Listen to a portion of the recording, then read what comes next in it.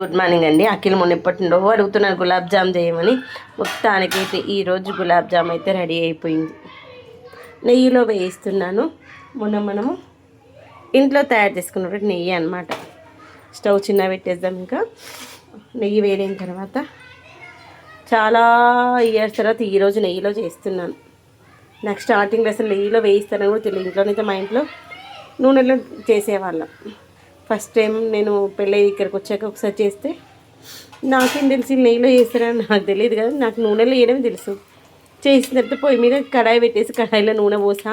ಮತ್ತೆ ఎందుకు ఇంతగానో పోసినట్టు మళ్ళీ ఇవన్నీ ఫ్రై చేయడానికి కావాలి కంటే అప్పుడు చెప్పింది అనమాట, నూనెలో కాదు దేవాల్సింది నెయ్యిలో. నేను నెయ్యిలోనే వేస్తాను, నూనెలో చెయ్యను అని. ఓహో, అప్పుడు అర్థమైంది నెయ్యిలో కూడా చేస్తారా ఈ యొక్క గులాబ్ జాములని.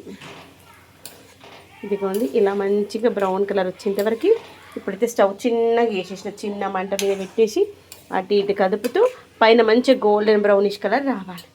ఇదిగోండి షుగర్ సిరప్లో ఇలాచీ పౌడర్ వేసా. దీంట్లో కొంచెం కొబ్బరిని తురిమి వేసుకుందాం, సూపర్గా ఉంటుంది. నాకైతే ఇష్టం. మీలో ఎంతమందికి ఇష్టం? మా ఆయనకి, మా చిన్నోడికి ఇష్టం ఉండదు, కానీ నాకైతే చాలా ఇష్టం. కొంచెం తురిమి వేస్తాం. అటు ఇటు అంటూ ఉంటే అటు వేగుతూ ఉంటే ఆ లోపల దీంట్లో కొబ్బరి తురిమేస్తా. ఇదిగోండి గులాబ్ జాములు అయితే మంచిగా ఇలా బ్రౌన్ కలర్ వచ్చేంతవరకు వేయించుకున్నాను. మిగిలిన వాటిని మళ్ళీ ఇంకొక వాయి వేద్దాము. ఫస్ట్ అన్ని సర్కిల్స్ వేసుకొని తర్వాత ఈ యొక్క ఓవెల్ షేప్ వేస్తాం.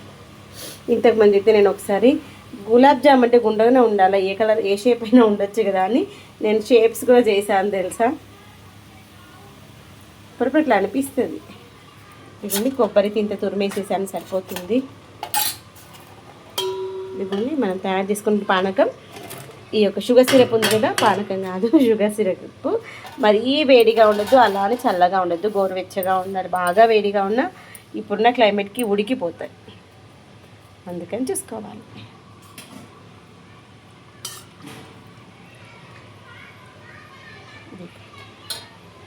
ఇలా ఒక 2 నిమిషాలు అది కొంచెం పైన కోటింగ్ వచ్చిన తర్వాత అప్పుడు కలుపుకోవాలి. అప్పుడు అవి పగిలిపోకుండా మంచిగా వస్తాయి గులాబ్ జామున్.